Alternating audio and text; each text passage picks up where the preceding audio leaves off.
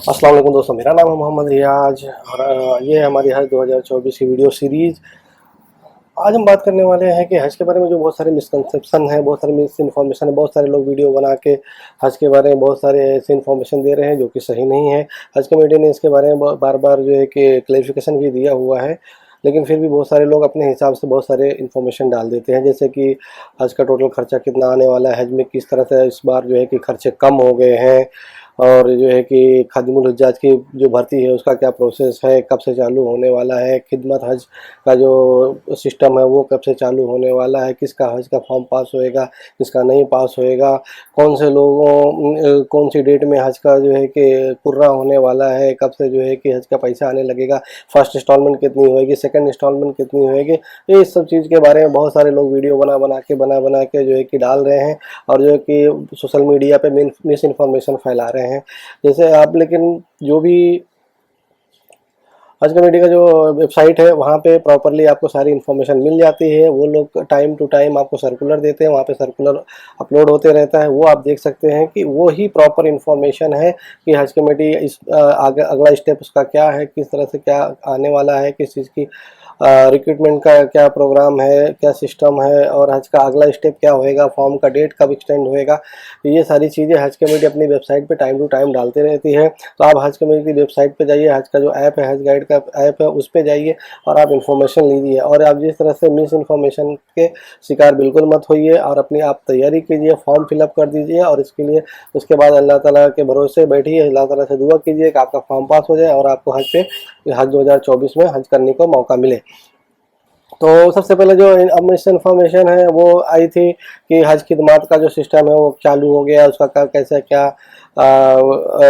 Recruitment कैसा होएगा, उसकी भर्ती कैसी होएगी, अपॉइंटमेंट कैसा होएगा, उसका एप्लीकेशन कैसा करना चाहिए। तो हज कमेटी ने अपने वेबसाइट पे उसको सीधे से नकार दिया है कि भाई अभी तक हम लोगों ने उसके बारे में कोई सर्कुलर नहीं दिया, उसका कोई प्लान नहीं है, जो भी इंफॉर्मेशन आ रही है वो गलत है। फिर हज का जो है कि एक्सपेंसेस के बारे में बहुत सारे लोग अपने अपने हिसाब से, पिछले साल जो एक्सपेंसेस था उससे 50,000 रुपया 55,000 रुपया कम होएगा, बैग्स नहीं देंगे, या जो है कि ये सर्विसेज कट हो जाएंगी, ये सर्विसेज ऐड हो जाएंगी, ये सारी चीज़ें भी दे रही हैं, जो कि अभी कोई क्लेरिफिकेशन हज कमेटी की तरफ से नहीं आया हुआ है कि मतलब उसमें एक्चुअली क्या होने वाला है,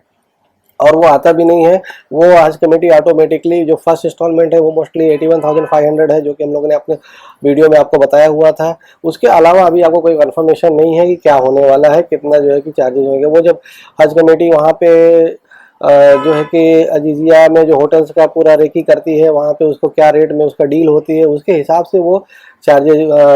कुर्बानी के क्या रेट होने वाले हैं, वहाँ पे मक्का में बसेस का, और जो है कि हज का जो 5 दिन का सिस्टम होता है उसका क्या रेट होने वाला, क्या चार्जेस लगने वाले हैं, वीज़ा का जो है कि गवर्नमेंट ऑफ सऊदी अरेबिया किस हिसाब से देगी, क्या रेट में देगी, और बहुत सारी चीज़ें डिपेंड करती हैं कि जब आज का मतलब आपसे पैसा लिया जाने लगेगा उस टाइम पे सऊदी अरेबियन रियाल का प्रॉपर रेट क्या रहेगा। उस हिसाब से अगर रेट कम है तो कुछ चीज़ें आपको रेट कम में मिल जाएंगी, अगर रेट ज़्यादा है तो उस टाइप से रेट होएगा। इसलिए तो स्पेकुलेशन लगाना, अंदाज़ा लगाना सही नहीं है। आज कमेटी जो फर्स्ट इंस्टॉलमेंट होता है तब तक भी नहीं बताती है आपका पैसा कितना लगने वाला है। फिर सेकंड इंस्टॉलमेंट जब आता है इंस्टॉलमेंट, उसके बाद जो है कि चीज़ें क्लियर होना शुरू हो जाती हैं कि अभी फर्स्ट इंस्टॉलमेंट जो आपको 81,500 देना है, उसके बाद जो है कि जब सेकंड इंस्टॉलमेंट आएगा तब उसके बाद से आपका क्लियर होना शुरू हो जाती है। और हज कमेटी बैग्स देगी नहीं देगी उसके बारे में भी कोई क्लेरिफिकेशन नहीं है। क्या सर्विसेज वो कट करने वाली है और क्या सर्विसेज ऐड करने वाली है उसके बारे में भी कोई क्लेरिफिकेशन नहीं है। जैसा कि पहले होता आया है उसी हिसाब से सिस्टम होएगा। जरूर हज कमेटी जो है कि लोगों ने जो कंप्लेन किया हुआ पिछले साल बहुत सारे मिस मैनेजमेंट वगैरह हुआ था उसके बारे में, तो उसको इम्प्रूव करने की कोशिश जरूर करेगी, वो सर्विसेज को इम्प्रूव करेगी, ना कि आपको पैसे का जो है कि कम ज़्यादा करेगी। तो उसके बाद जो है कि जो चार्टर प्लेन जो है कि हायर किए जाएंगे, उनका जो डील होगी, जो टेंडर होएगा वो कितने में पास होता है, कौन से एयरपोर्ट से कितने में जो है कि प्लेन का जो है कि सीट मिलती है, उस पर भी डिपेंड करेगा कि जो कि सबसे लास्ट इंस्टॉलमेंट होता है वो प्लेन की सीट के हिसाब से होता है कि आपको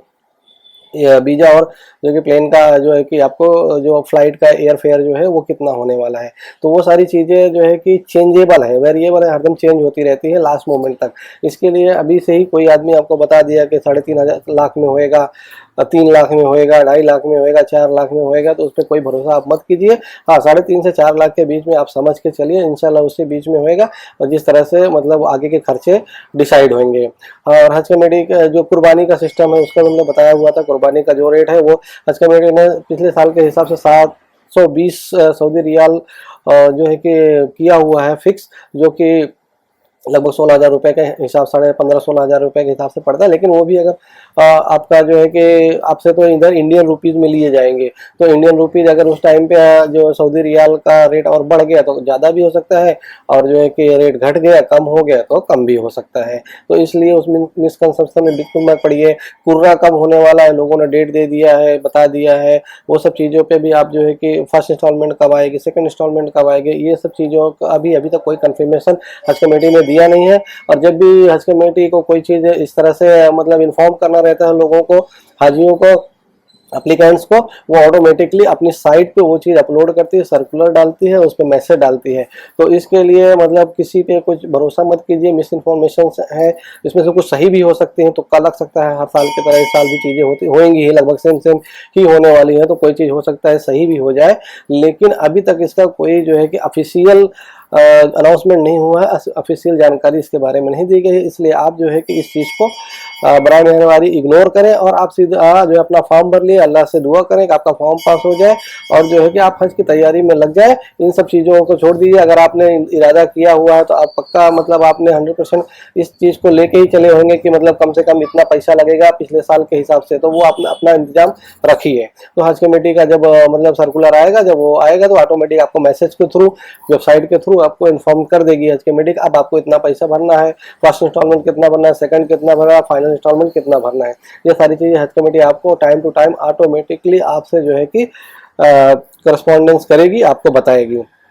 तो इसके लिए आप जो है कि मिस इन्फॉर्मेशन के चक्कर में मत पड़िए। और ये हज का फॉर्म बहुत कम भरा गया है, कोई हज का फॉर्म भर नहीं रहा है, या जो है कि ज़्यादा हो गया है, कोटा इतना है, कम हो गया, ज़्यादा हो गया है, ये सारी चीज़ों पे मत रखिए। आपका जो है कि हज पे जाने वाले अल्हम्दुलिल्लाह इंडिया में बहुत सारे लोग हैं, लोगों का नंबर नहीं आता है, और जो है कि लोग फॉर्म भी भरेंगे, हर साल की तरह इस साल भी इंशाल्लाह सब फॉर्म भरा जाएगा, और लोग जो है कि भरा भी जा रहा है, और लोग जो है कि जाएंगे भी। और जो है कि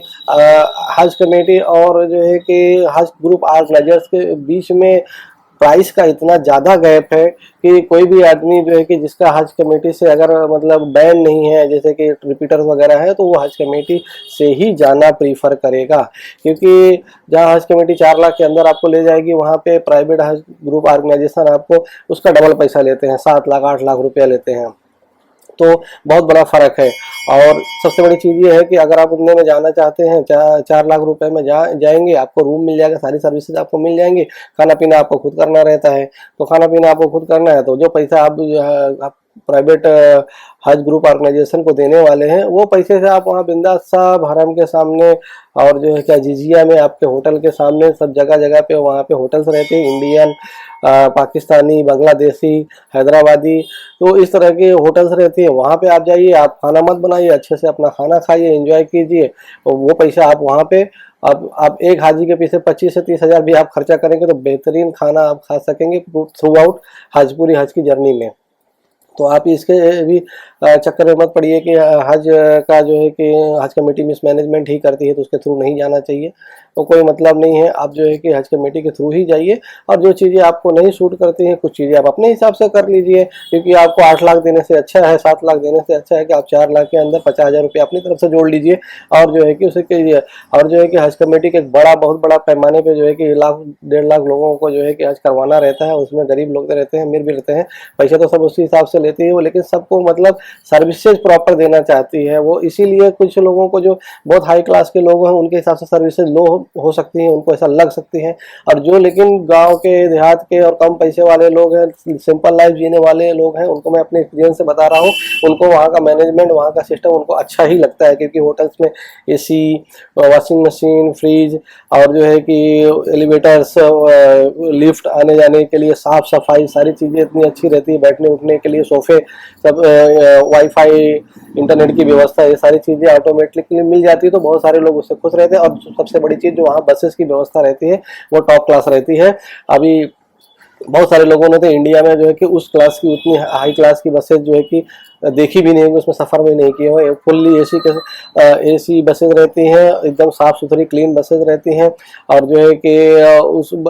ऐसा लगती है जैसे कि अभी न्यू बसेज आई हुई है। तो उसमें व्यवस्था बहुत अच्छी रहती है, और टाइम टू टाइम बसेज का ये रहता है, किसी का इंतजार नहीं करने का है कि भाई जैसे पूरी फुल बस फुल होएगी तो ही जाना है। तो बस का क्या टाइम हो गया, बस एक के पीछे एक बसेज लगी रहती हैं, और 2 हाजी, 4 हाजी, 10 हाजी, 20 हाजी जितने भी हैं, जितना बैठ गए उतना वो लेके निकल जाता है। उसके बाद तुरंत दूसरी बस आके लग जाती है। तो मतलब कोई टाइम का उसमें ये नहीं रहता है, और मतलब आपको वेट नहीं करना पड़ता है कि हाँ इसके लिए बस जाएगी और इसके लिए नहीं जाएगी। तो इसलिए जो है कि सबको एक लाइन में लाने के लिए हो सकता है कुछ सर्विसेज किसी के लिए मतलब थोड़ा सा लो क्लास लगे, किसी को हाई क्लास लगे, क्योंकि जिस तरह की लाइफ स्टाइल जिसकी है उसके लिए। क्योंकि अभी तो हज कमेटी ने जो है कि ग्रीन वाला सिस्टम खत्म कर दिया है, नहीं तो हाई क्लास वाले लोग जो है कि ग्रीन में जा सकते थे, अच्छे होटल में जा सकते थे, लेकिन अभी वो सिस्टम खत्म हो गया। सबका जीजीए में रहना है और एक जैसे होटल्स में रहना है।